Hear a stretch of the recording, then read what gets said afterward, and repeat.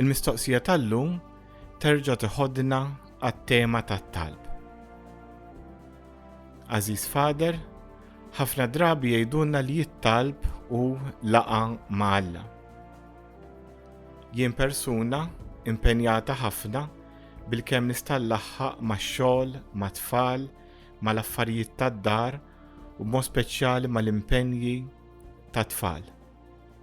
Tista' tenni nifhem kif din it-talb jista' jkun laqa ma' Alla?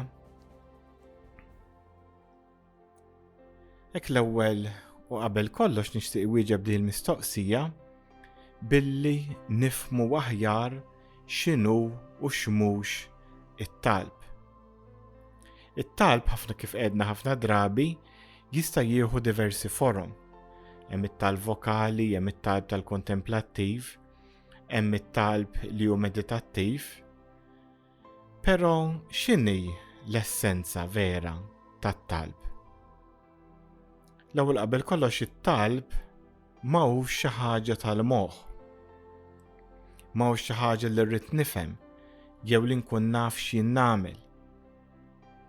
It-talb m'hawnx xi eżami tal-kuxjenza fejn jien noqgħod nifli x'jien nagħmel għalkemm nista' neżamina l-kuxjenza tiegħi waqt it-talb.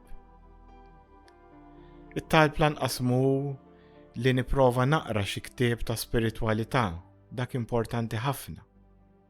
U jista' jgħin it-talb, però mhux it-talb fih innifsu. It-talb jekk konna mmorru għall-essenzjal tiegħu u l-laqgħa bejn il-ħbieb kif tgħidilna Santa Teresa ta' Avila. U din l-laqgħa bejn il-ħbieb tinkludi lilna bħala individwi, bħala persuni u lil Alla fuq in-naħa l-oħra. Din l-laqgħa tinkludi l-ewwel qabel kollox laqgħa miegħi innifsi, laqgħa mar-realtà tiegħi llum, laqgħa mal-affarijiet li jien għaddejja u għaddejja minnhom. Kif semmiet din is-semmija għandha ħafna affarijiet, għandha l-impenji ta' tfal, għandha x-xogħol, tieħu ħsieb id-dar, tieħu ħsieb il-ħbieb, il-familja tagħhom ma' missiera. Dawn huma kollha mhux ostakli għat-talb, anzi huma opportunità għat-talb. Għaliex għax x'inhi ċirkustanzi jekk persuna hi fid-dnub, dik hi okkażjoni biex tintaqa' malla fit-dnub tagħha. Jekk sejra forsi tagħmel qadja l-omma, dik hi opportunità ta' laqgħa ta' talb. Jekk il-persuni ferħana, dak il-ferħ jista' jintuża bħala parti mill-esperjenza tat-talb. Jekk persuni mdejqa forsi kulħadd qed jabbanduna, dik hija opportunità biex jien tiltaqa' ma' Alla. Allura dan it-talb nistgħu niskravuh bħala laqgħa ma' Alla, bħala missier, bħala iben, bħala Spiritu Santu, mument li fih nistgħu ngħidu l-qalb tinfetaħ mill-ġdid għall-Ispiritu Santu. Dan Alla diġà qiegħed hemm, diġà jinsab fil-qalb tal-persuna. Fil-fatt kif tgħidilna Santa Teresa, it-talb hu mument li fih jien infittex il-Alla li jinsab fil-qalb tiegħi u nfittex f'qalbi lill-Alla. Infittex lili nnifsi f'Alla u nfittex il-Alla fija nnifsi. Hekk kienet tgħid it-talba li kienet tħobb tqassam u tikteb b'idejja Santa Teresa d'Avila, talba li hemm min jattribwija lilha u hemm min jattribwija wkoll lit-siju li kien tajjilha kitibilha u tant oġbita bdiet tqassam għall-oħrajn. Infittex lili nnifsi f'Alla u nfittex lill-Alla li hu fija. Dan il-mument ta' laqgħa ta' ftuħ il-qalb jenni mbagħad biex nisma' lill-Alla l-missier. Nisimgħu jitkellem fil-qalb tiegħi, nisimgħu wkoll jitkellem permezz tal-kelma li xi kultant nista' naqra mod speċjali il-Vanġeli. U mument li fih jien nieħu kuraġġ u enerġija mill-ġdid. kuraġġ għax fejn fid-dinja kulħadd jista' jabbandunani, Alla jibqa' dejjem hemm. Kuraġġ għax f'dinja li forsi jekk niżbalja jikkritikawni u warbuni, Alla li hu mimli bil-ħniena jħobbni aktar f'dawk il-mumenti.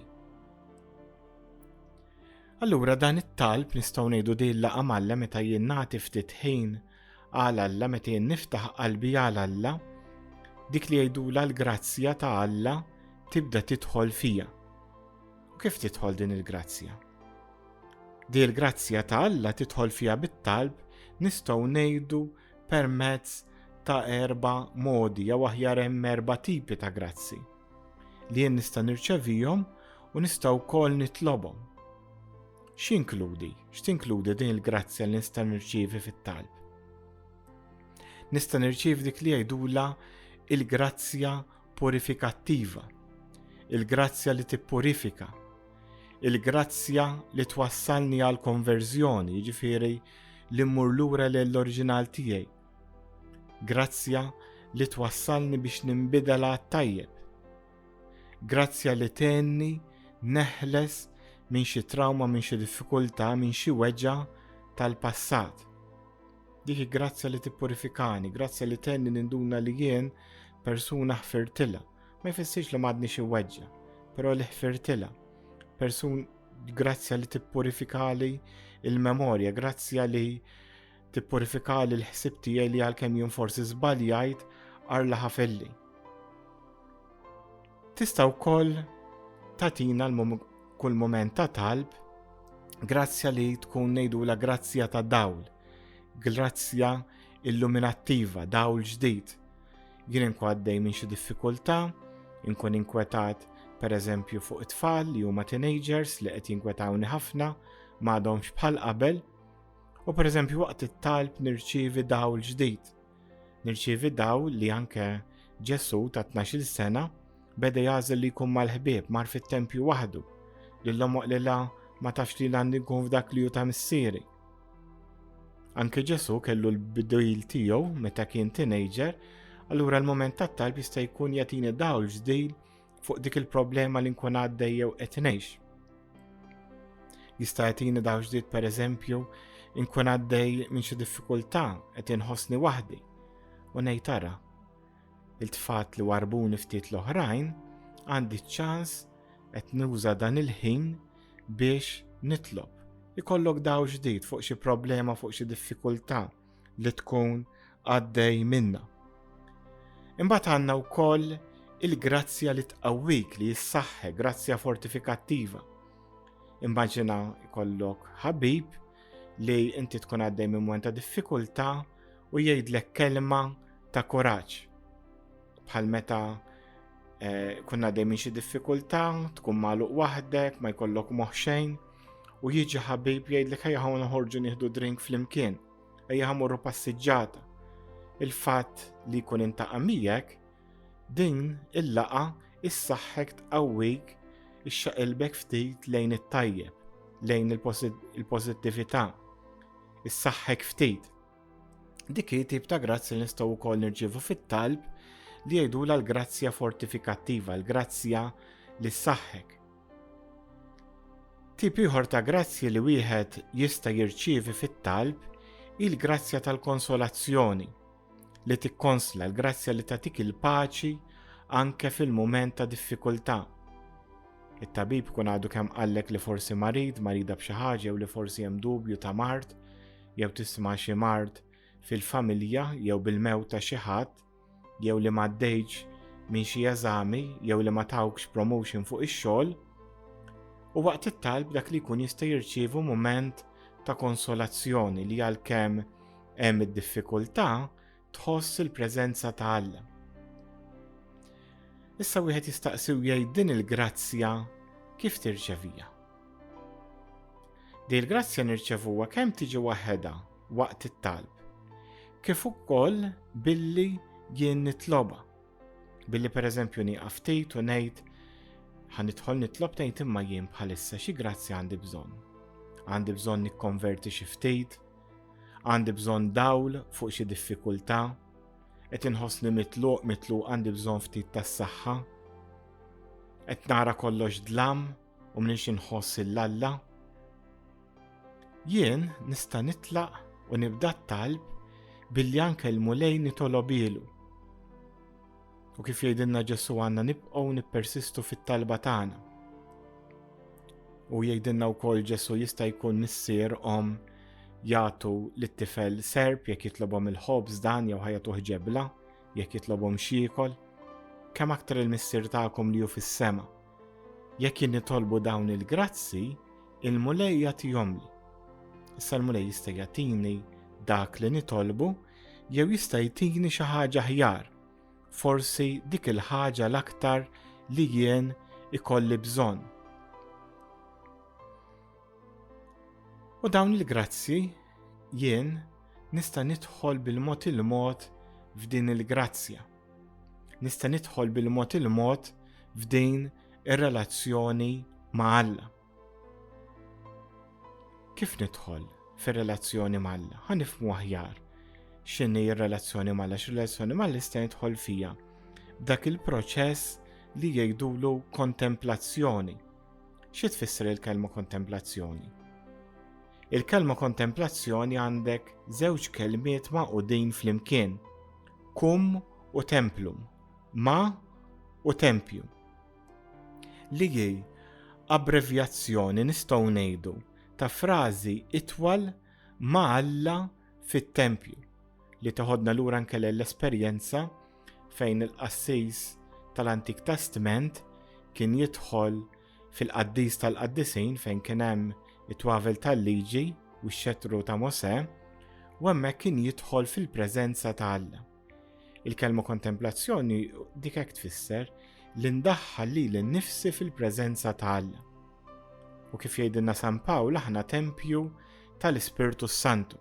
Għalhekk aħna ma rridux immorru l-bogħod, m'hemm bżonn lanqas immorru l-Knisja jew quddiem Ġesu sagramentat, biżżejjed li jien fejn jien qiegħed nagħmel x'jien nagħmel nidħol fil-preżenza ta' Alla. Fil-fatt uħud mill-kongregazzjonijiet li għandhom ħajja kontemplattiva, it-talb tagħhom rari jagħmluh quddiem l-Ewkaristija. Mhux għax ma jemmnux fl-Ewkaristija, imma biex jitgħallmu jgħixu fil-preżenza t'Alla il-ħin kollu. M'hemm bżonn post il-Alla nistgħu nqimuh kullimkien fl-ispirtu u fil-verità fl-istess qalb tagħna. Hekk salm li jista' jgħinna nifhmu aħjar u jista' jkun ta' dawl għal din il-persuna li kitbitilna littra kif ukoll għal persuni oħrajn u s-Salm 62. X'jgħid dan is-salm? Falla biss il-mistrieħ ta' ruħi, min għandu tiġini s-salvazzjoni, u biss il-blata u s-salvazzjoni tiegħi, u l-ken tiegħi, xejn ma jċaqlaqni. Hekk biex nifhmu dan il-vers li għadni kemm qrajt minn Salm 62 versi 2 u 3, biex nifhmuh sew importanti naraħ fil-kuntest li fih inkiteb. Meta dan inkiteb minn gwerrier jista' jkun David jew xi ħadd ieħor li dieħel lura il-belt fi gwerra wara gwerra. Infatti x'inhi il-blata li tissemma f'dan is-salm? Aħna qedna falla biss il-mistrieħ ta' ruħi min għandu tiġini s-salvazzjoni u biss il-blata u s-salvazzjoni tiegħi u il-ken tiegħi. Jekk imorru lejn l-oriġinal, l-erq anke bil-Malti nifhmuha ħafna, l-erq tal-kelma blata u B, L u T, dak hu l-erq tal-kelma blata.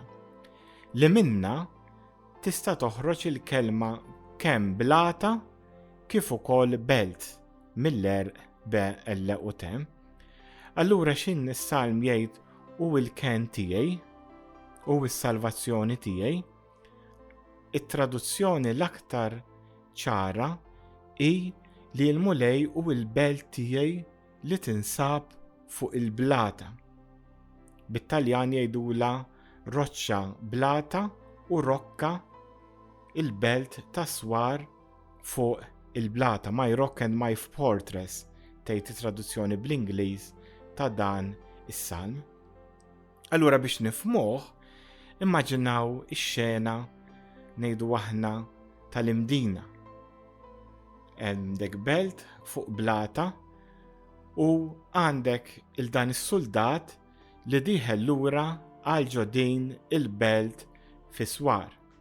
Mela immaġinaw dan is-soldat li ġor l-apparat tal-gwerra, l-kurazza, l-ilmu, it-tarka, ix-xabla, skiken oħra, xi ftit tal-ikel, xi ftit tax-xorb, ġej lura dan is-soldat li għadda żmien f'din il-gwerra. Allura immaġinaw dan is-soldat kif kien ikun ansjus ħafna, l-għadu jista' ikun kullimkien, jeġġol għeliq, iġo s-siġar, ma tistax tirrilassa ħafna x'dejjem tistenna li forsi l-għadu jinduna bik u jattakkak, anki probabilment waqt li jkun rieqed, dak li jkun dejjem attent li jista' jara jisma' xi ħaġa, jista' jkun l-għadu, jista' jkun xi annimal selvaġġ feroċi li jista' jattakka bil-lejl. Ma jafx jekk se jerġa' jara l-familja tiegħu, qalbu maqtuwa jaħseb fit-tfal, ansjus ħafna. U immaġinaw dan is-soldat li għadda xi żmien, forsi xahar, xahrejn, tlieta f'din il-gwerra, u issa qed jirritorna. Immaġinaw qed jirritorna mill-bogħod, pajjiż ħafna ikbar minn Malta, qed jirritorna u immaġinaw jibda miexi, jgħaddi pereżempju l-Mosta u jibda jara qudiemu il-belt bis-swar, jibda jara l-imdina. U hemmhekk x'in jibda jara l-imdina toħroġ din it-talba falla biss il-mistrieħ ta' ruħi, min għandu tiġini s-salvazzjoni u l-blata u s-salvazzjoni tiegħi, bliema emozzjoni jgħidha. Immaġinaw dik il-belt fis-swar kemm tagħtih konsolazzjoni lil dak is-soldat għaliex issa jaf li wasal qrib il-post tal-mistrieħ. Issa jaf li l-għadu probabbli mhux se jiġi qrib il-belt fis-swar, għaliex għax jaf li jekk jgħadu ħajjiġi qrib il-belt, hemm ċans li joħorġu aktar soldati u jġibuh fix-xejn. Dan is-soldat jaf li aktar ma ħajidħol qrib il-belt, aktar mill-belt ser jiddefenduh, aktar jagħmel l-arja, aktar jibda jirrilassa, aktar ikun sikur. U immaġinaw imbagħad jibqa' miexi lejn il-belt, jidħol f'din il-belt u hemmhekk wara li jingħalaq il-bieb jibda jinża minn dak l-apparat żejjed li kellu fuq u minn dak it-toqol. U kif kienu jagħmlu dak iż-żmien, l-ewwel ħaġa li kienu jagħmlu kien jieħdu banju sħun, banju jaħraq. Imbagħad wara li jieħdu l-banju jaħraq, kienu jiġu l-qaddejja ifejqulhom il-ferit billi jidilkuhom biż-żejt, imbagħad wara li jidilkuhom biż-żejt lill-feriti tagħhom u l-soldati kun strieħ jerġa' jilbes ħwejjeġ notfa, ħwejjeġ mhux tqal bħal qabel, mhux il-korazza, mhux is-sejf, mhux l-elmu, imma ħwejjeġ li jirrilassawh. U immaġinaw imbagħad rilassat, kalm, jaqbad triqtu lejn id-dar u jmur id-dar jintaqa' mal-mara ma' tfal joqgħod jilgħab u fl-aħħar wara forsi xhur jiekol ikla sħuna u jorqod lejl tajjeb mingħajr inkwiet li xi ħadd ser jattakkah. U dak hu it-talb. It-talb hu mument ta' rilassament fil-mulej. Il-talb hu mument li fih jien nidħol f'dik il-blata, fil-belt fuq il-blat li hu l-mulej. Ix'inhi iċ-ċirkustanza tal-ħajja tiegħi sew jekk jien miżżewweġ, miżżewġa, sew jekk jien saċerdot, sew jekk jien reliġjuża.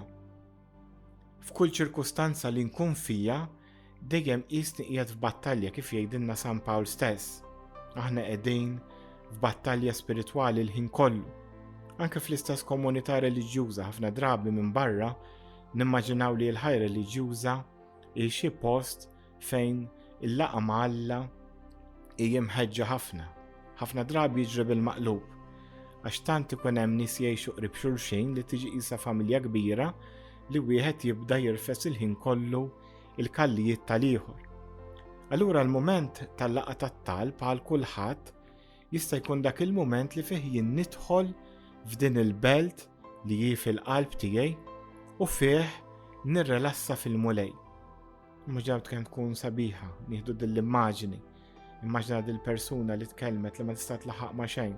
Tgħid ħanoqgħod 5 minuti ħanidħol fil-mulej isni dieħel ġa dik il-ġakuzzi, isni dieħel ġa dak il-banju mimli musħun, isni qed inħalli li l-mulej jidlikli il-ġrieħi tiegħi biż-żejt li ma' żejt isalvani li ma' żejt ifejjaq li l-ġrieħi tiegħi.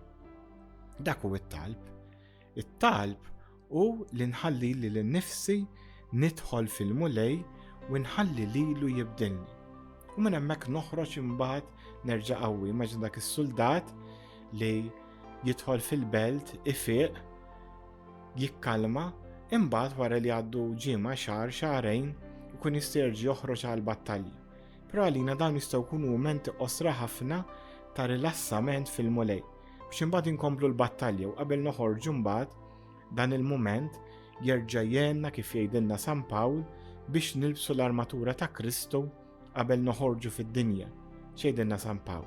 Ħażmu ġenbejkom bil-verità, ilbsu l-korazza tal-ġustizzja, xiddu riġlejkom bil-ħeġġa l-Evanġelu tas-Slim, ħudu fidejkom it-tarka tal-fidi, ilbsu l-elmu tas-salvazzjoni, aqbdu ix-xabla tal-Ispirtu li l-kelma Alla. Ikompli jgħidilna, itolbu dejjem fl-Ispirtu, b'kull xorta ta' talb u f'kull ħtieġa. Isru bla ma tifqu u itolbu ħtiġijiet tal-qaddisin kollha. L-qaddisin huma l-insara. U San Pawl jgħid ukoll itolbu wkoll għalija din nistgħu nadattawha għalina s-saċerdoti. Titolbu għalina biex meta niftaħ fommi jgħid San Pawl tingħatali l-kelma. Ħalli bwiċċi minn quddiem inxandar il-misteru tal-Evanġelu li tiegħi jien l-ambaxxatur fil-ktajjen. Jalla jien u inxandar inkun nista' nitkellem bwiċċi mill-qudiem kif għandi nagħmel. Dan hu li jgħidilna San Pawl. Allura t-talb jenna nilbsu din imbagħad qabel nerġgħu noħorġu din l-armatura l-ewwel jenna nirrilassaw, imbagħad jenna nilbsu l-armatura. Għalhekk jew nitolbu l-mulej, jew nitolbuk mulej Ġesu biex fil-waqt li inkomplu narfu dan id-don li inti tajtna, di l-kapaċità li inti tajtna li aħna nibnu relazzjoni miegħek, nitolbu kenna biex ixini iċ-ċirkustanza tal-ħajja tagħna aħna qatt ma naqtaw qalbna. Tolbuk mulej Ġesu, għenna nkunu aktar konxi tal-affarijiet li għaddejjin minnu. Għenna nkunu konxi ta' dak li taqqanna. Għenna nkunu konxi tal-grazzi li aħna għanna bżonn fil-moment ta' issa.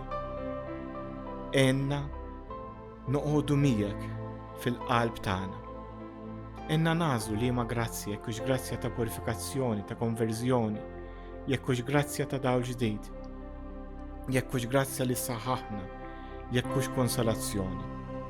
Ntolbuk mulej Ġesu, inti li taf kollox, għatina inti dak li għandna bżonn.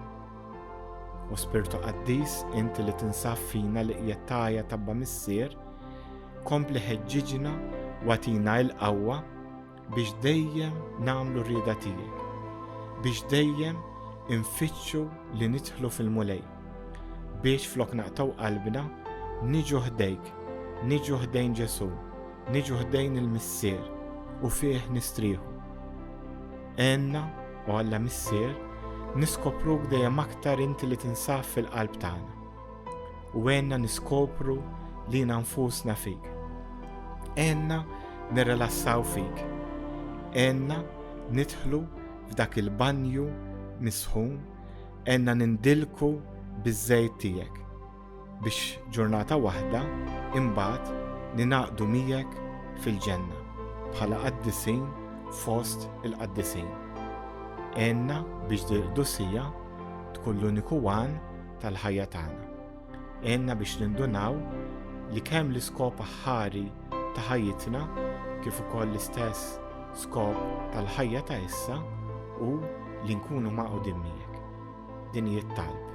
Għenna narfu aktar dan id-don li inti tfajt fil-qalb tagħna.